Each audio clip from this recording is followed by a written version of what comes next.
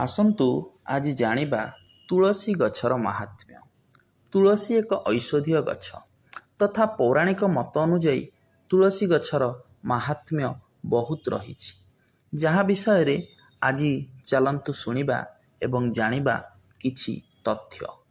ଘରର ଦ୍ୱାରର ବାମ ଦିଗରେ ଥିବା ଈଶାନ୍ୟ କୋଣରେ ତୁଳସୀ ଚଉରା ବା ତୁଳସୀ ଗଛ ରଖିବା ଉଚିତ।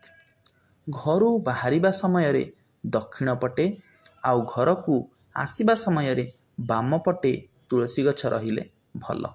ଜଳ ସମର୍ପଣ ବେଳେ ଉତ୍ତର କିମ୍ବା ପୂର୍ବମୁଖ ହୋଇ ଜଳ ସମର୍ପଣ କରିବେ ଏବଂ ମନ୍ତ୍ର ବୋଲିବେ, ଯାହା ତୁଳସୀ ଚଉରାରେ ବୋଲାଯାଏ।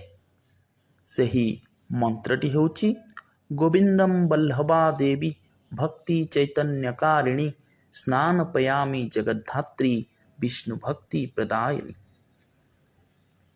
ଅନାମିକା ଆଙ୍ଗୁଳି ବା ରିଙ୍ଗ ଫିଙ୍ଗରରେ ଆମେ ବୃନ୍ଦାବତୀଙ୍କୁ ଚନ୍ଦନ ବା ସିନ୍ଦୁର ଅର୍ପଣ କରିପାରିବା ଏବଂ ତା ସହିତ ମନ୍ତ୍ର ବୋଲିପାରିବା, ଚନ୍ଦନମ୍ ବନ୍ଦତେ ନିତ୍ୟମ୍ ପବିତ୍ରମ୍ ପାପନାଶନମ୍ ଆପଦମ୍ ହରତେ ନିତ୍ୟମ୍ ଲକ୍ଷ୍ମୀର୍ ବସତି ସର୍ବଦା।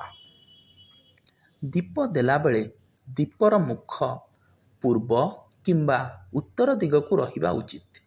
ଦୀପ ଆଉ ଧୂପକୁ କୌଣସି ଏକ ଷ୍ଟାଣ୍ଡରେ ମା ବୃନ୍ଦାବତୀଙ୍କ ପାଖରେ ରଖନ୍ତୁ। ଚଉରା ମୂଳରେ ଲଗାନ୍ତୁ ନାହିଁ, ଯାହା ତୁଳସୀ ପ୍ରତି ଅସମ୍ମାନ ବୋଲି ଆମେ ଜାଣିପାରିବା।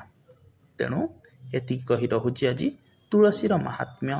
ଧନ୍ୟବାଦ।